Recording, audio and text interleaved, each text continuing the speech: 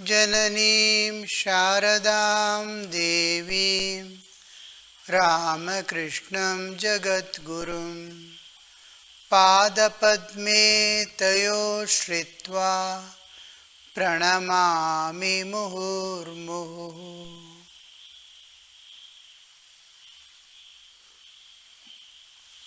We have been seeing Sri Ramakrishna talking to Vidyasagar, unloading all his experiences, both from the scriptures, what we hear, and what he has witnessed and realized in his own life. The Vijnani state, wherein the personal and the impersonal aspect are totally identity, in absolute identity, he brings into. There is no difference between the personal and impersonal.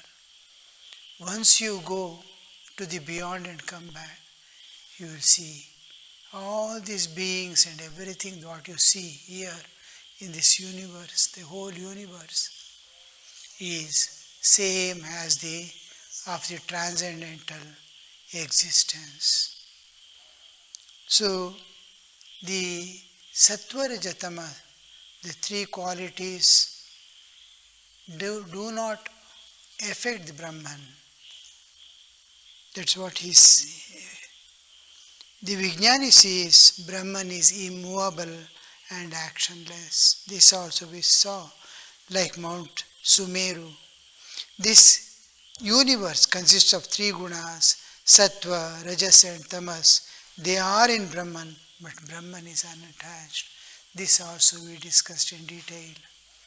Sattva, Raja, Tama, all these are the three gunas. The gunas manifest as the universe, the three gunas. It is not guna of the universe, it is guna as universe and all beings. When we say guna, there is a dravya or vastu which possesses the guna, like water is hot, wind is hot. Wind is different from hotness, or water is cold. Coldness is different from water. Water possesses that guna. But here, guna and vastu are not different. When we speak of the Prakriti, Sattvarajatama, the Sattvarajatama manifests as this universe and all beings in it. Everything you see is a combination of Sattva, Rajas, Tamas. So, Sattva aspect turns out to be Panchajnanendriya, Buddhi Manas. Rajas turns out to be Panchakarmendriya and Pranas. Then Tamas manifests as the whole universe of matter. And the life comes into existence, holding on to the Panchajnanendriya, Panchakarmendriya, Panchaprana, Buddhi Manas as the subtle existence and as the universe. We live in the universe, objective universe. So, guna has become the universe. The 24 cosmic principles are manifest in and through as the universe and all beings. Clear? Guna is not different from the vastu when creation is brought into consideration. Similarly, when dissolution is brought into consideration, when day to day, when we individually take the object, guna, guna, sadguna, durguna, in the man also we differentiate, but we don't see. So sattva has become jnana. For the universe, there are three things necessary: jnana, kriya, that movements, and then matter, which possesses. Now these objects are revealing themselves, and I have the senses to perceive them. The sound is there, I am able to hear. I have ear to hear. I am perceiving the sound. I am seeing an object. I am smelling an incense stick. So these senses are able to perceive and objects reveal themselves. If revelation is not there, if sound is there, if it is not revealed, I cannot hear. Like anahata shabda it will be. So these are revealing themselves and I am able to perceive them. So this relationship is jnana, it is giving me jnana, it is there, it is soft, I can sit on it and speak. So the jnana is there, I have the jnana. Jnana comes from sattva, these are from sattva. Then movement is rajas. Everything, every object is in intense movement. Go to the electronic configuration of an atom, atomic configuration, you see so many electrons are spinning like anything. Fast it is moving round and round. In elliptical orbit you see. So this is, movement is there. And also I am moving, my mind is moving, my senses are moving, the universe is moving, it is expanding and contracting, Srishti Sthiti Pralaya is going on. The universe is a constantly changing flux. All this is happening, this movement is rajas.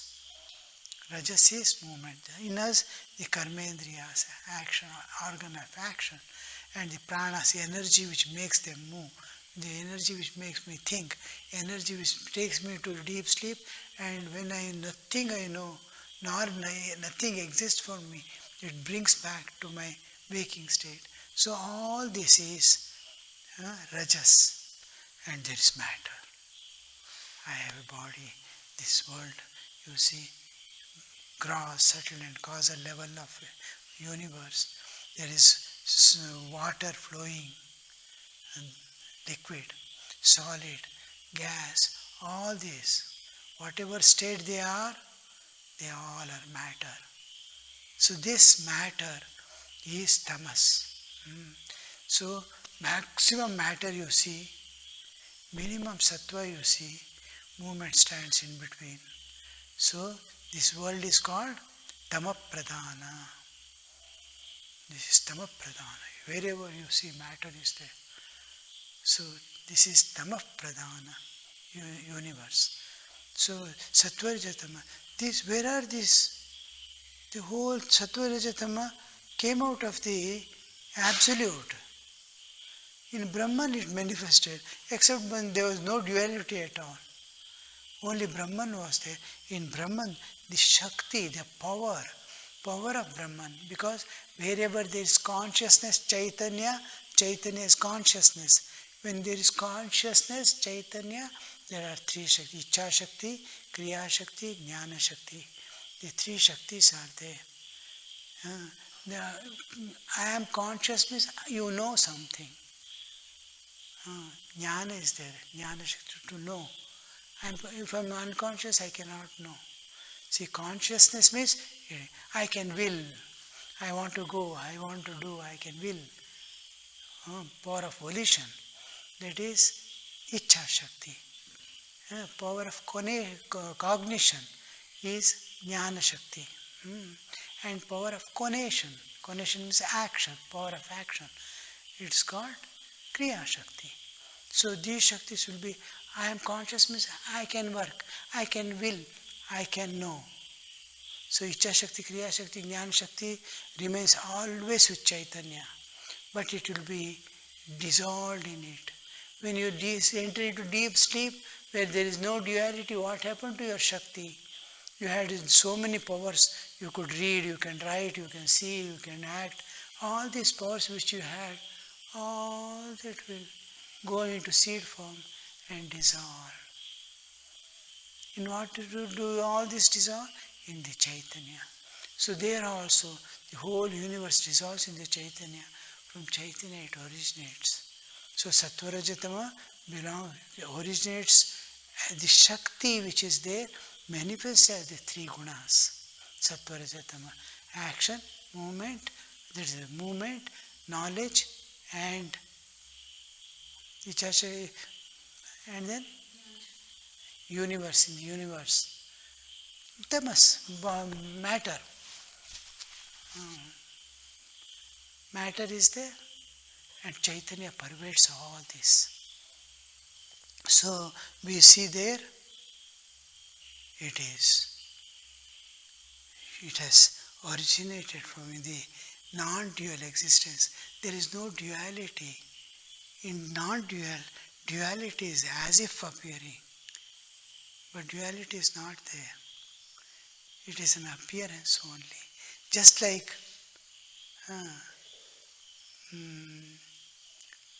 ocean and wave. Wave, when ocean is appearing as wave. If wave had an independent existence, you could have taken it out. Every wave appears from the ocean, dissolves back in the ocean. Ocean is appearing as, and the wave is only an appearance. See, from below it is water only. It has taken one form. Because of the form, the ocean is in that form, and with that form we call as wave, that's all. But what made that wave to form? Some power has pushed it forward. Shakti. Where was that Shakti? It was in the ocean itself.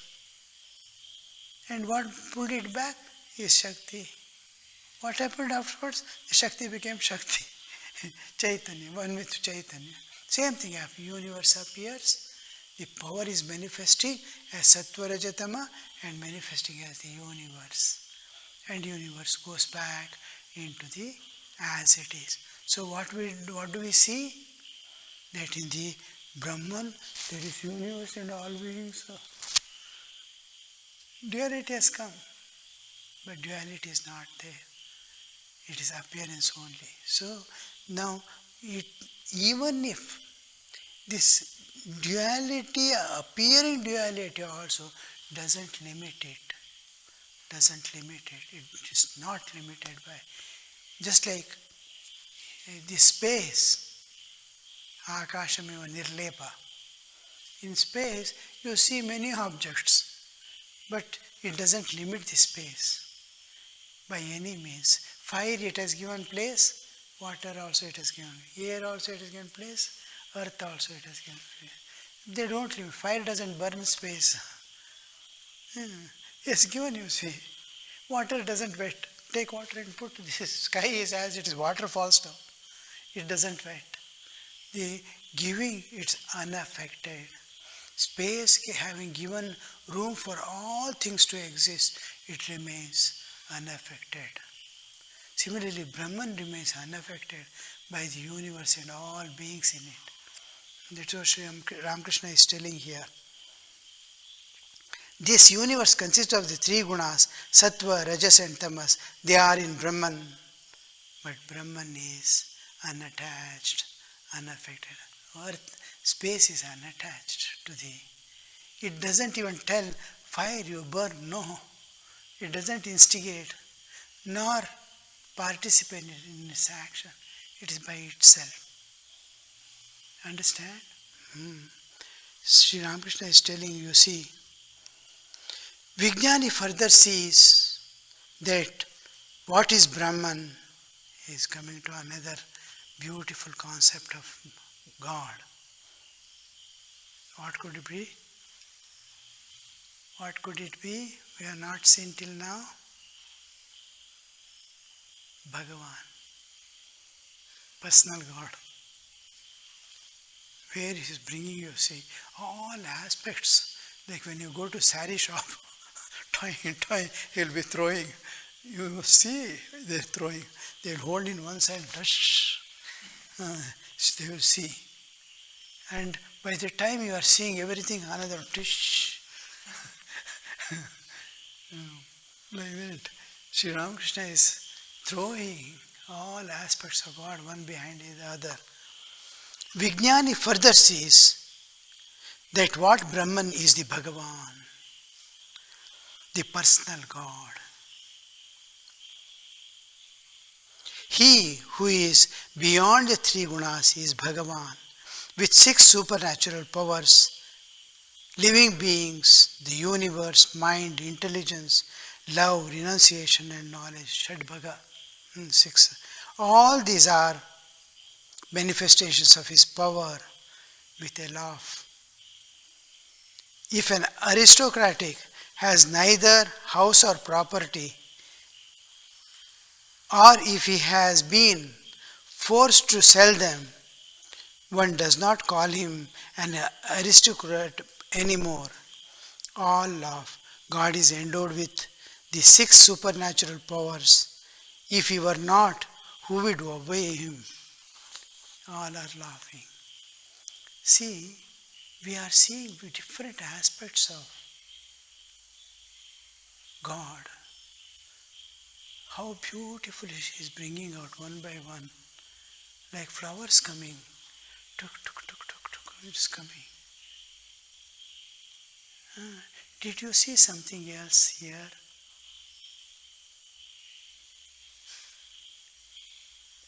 Vidyasagar, Thakur is telling. Anything else? Thakur is telling. We have not paid attention to who is telling now all this. He is the important person, is one who is giving that knowledge. What is he? He is showing everything to Vidyasagar like a magician. What could he be?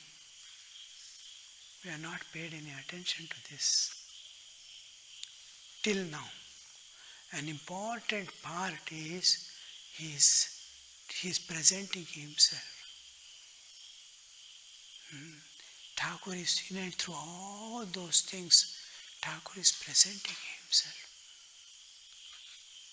Like Krishna is talking. Somewhere he says, offer your mind and body to me. I am the father and mother of this universe. My own power, it manifests as the universe. All that you will tell. But do people think me to be an ordinary person? The ignorant people and the men of knowledge worship me. So here it is happening. Avatara Varishta is talking. There was a story. One boy will be there, brought up in a noble family. Parents were very noble, excellent, and were full of knowledge, wisdom, the purpose of life and everything they knew. They were living a honest spiritual life and wanted the son also to lead a spiritual life. They used to tell elaborately to their child the life of saints, life of sages of the ancient India. It was a huge kingdom with a powerful king ruling over.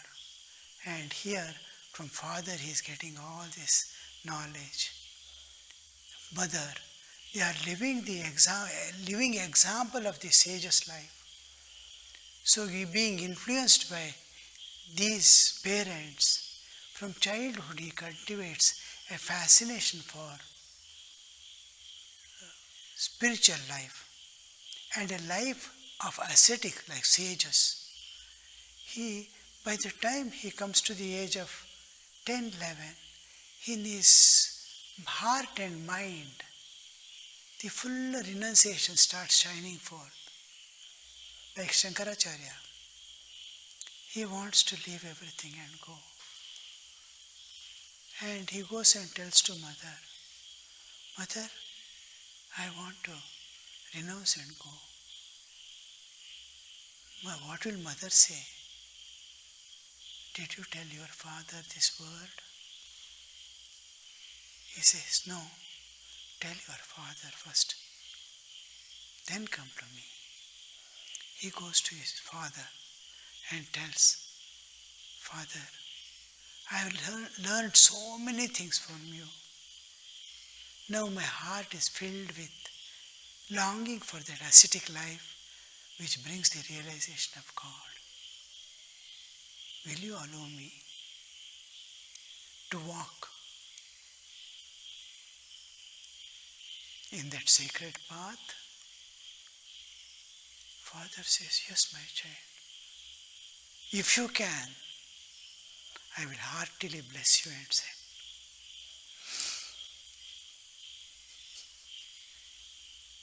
And it is for this sake I was preparing for you.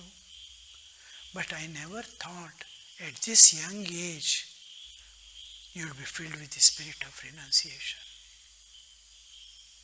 But go and tell your mother what she has got to say, because she has a greater hold on you than me. Then again he goes back to his mother. He tells his mother, Father says, he has brought me up with the same intention that you must realize God. And all this, his efforts to bring him up in that way, telling so many stories and things of the ancient people and present saints also, was successful. It was fulfillment. You are living for spiritual life. A life of an ascetic is welcome, and it is the fulfillment of my action, all this. It has given the fruit. Mother says, yes, my child, I have no objection to go, for you to go. You go. I will also heartily bless you. But remember one thing, you will be missing me.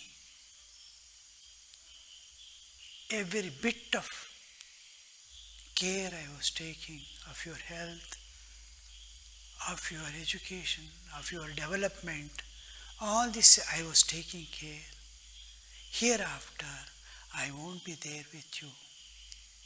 God will be there with you, in whom, trusting in whom you are living everything and going. He will be there with you, and wherever, whichever woman you see, you tell her, Mother, I am hungry. She will give you food.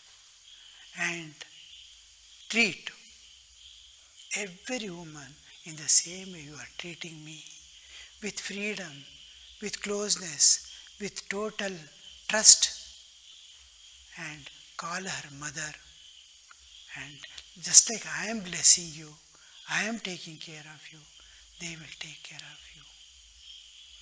Then he goes down, removes all his clothes, and wears the kaupina that mother has given him.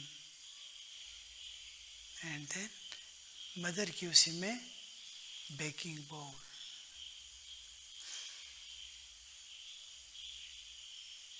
That's all mother gives. She says, trust God, have faith in God, walk forth, you will realize.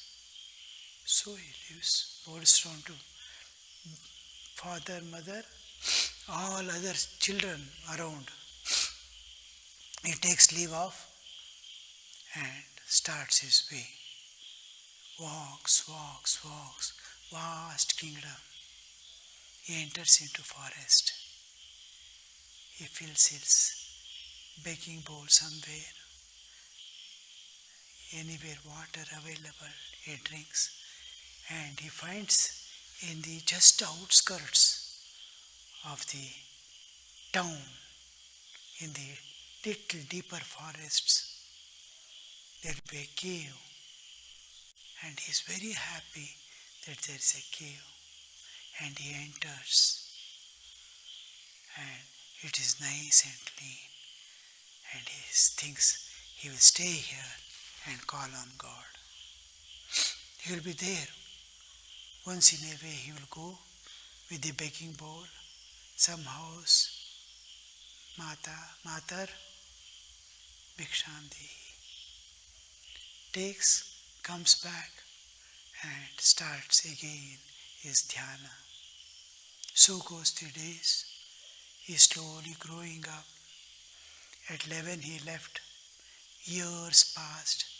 Once the king comes to the forest on hunting.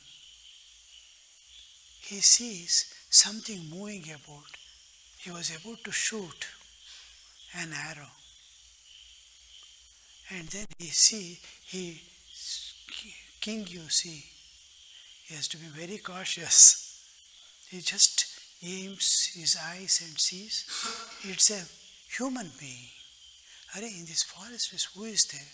He turns the horse and parks there and goes and sees inside. A young boy, after about 25-30, is sitting there. And then he goes and makes sound to draw his attention and asks, who are you? How long are you here? And he sees inside no object is there. Only in corner one begging bowl is there. No sofa, no pillow, no wrapper. He asks, how long are you here? I did not see. He says, from last 15 years I am here. I go once in a way, a day or two. I bring my food and live here. He says, shall I arrange everything for you? No, Lord has already arranged everything for me. What more I want? He talks for some time and then he feels a genuine person with all love and compassion for all others. With great respect he is talking to the king. He was charmed by the personality and wisdom. Then he slowly goes back. He has nothing to give, nothing to take, except he seeks his blessings. What else can he see? Then he goes back and tells the whole story to his wife, Queen. Queen says, why don't you bring him once to I can't go to the forest. Then he says, all right. Whom to send to bring him? Then they think he will send the Rajaguru. And the Rajaguru he sends. And then the Raja has called you, the Rajaguru. And immediately he takes his begging bowl and starts walking. It is everything is same to him. Palace is also same. This cave is also same. What does it matter? He goes and same kaupina, same begging bowl. He goes and then stands before the queen will be surprised to see him. And they all talk for a few minutes. Then queen asks, will you give that begging bowl to me? He says, of course. I will give you another one. I want to worship this. He says, all right. Then she keeps on her throne and asks one to bring a begging bowl. Begging bowl will be ready already. It will be made of gold.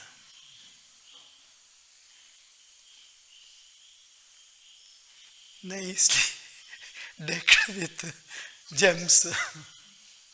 He takes with great honor to the queen. Happily. Same thing.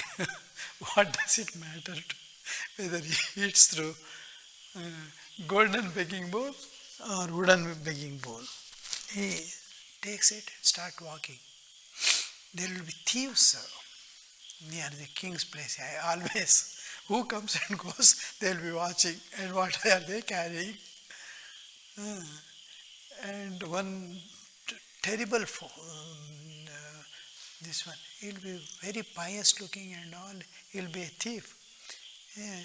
When the king asks Guru Dev to leave and come, he walks with him. Then that person will be watching, oh,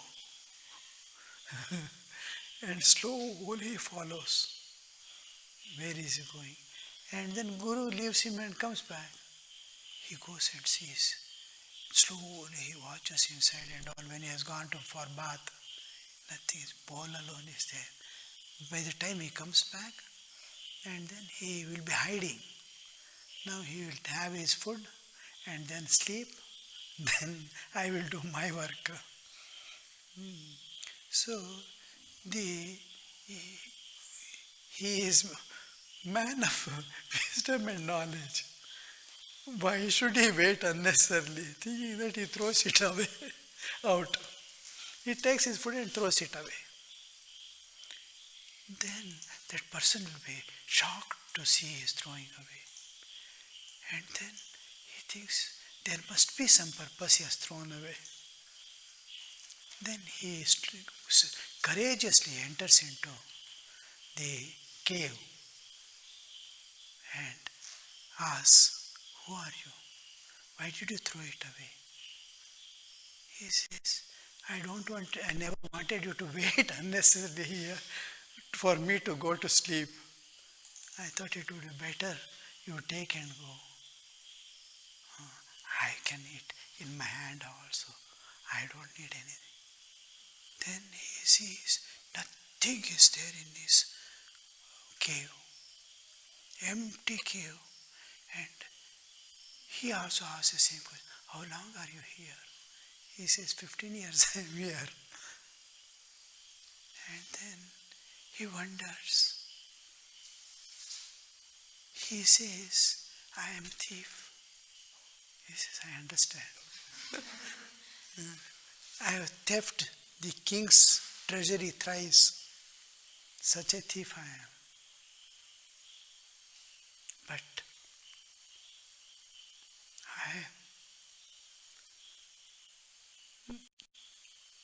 imagine what could be. I have not seen a thief like you. You have theft the king, queen, and me also.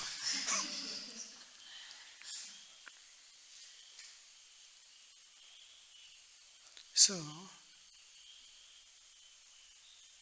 Sri Ramakrishna is like that.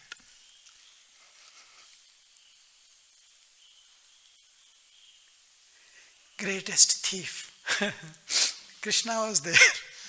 Whoever sees, they're gone. Like that, Sri Ramakrishna is one of the greatest thieves. Whoever goes towards him will never come back.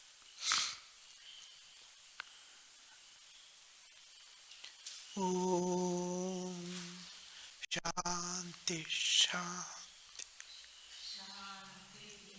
Harihi Om Tat Sat Krishnarpanamastu.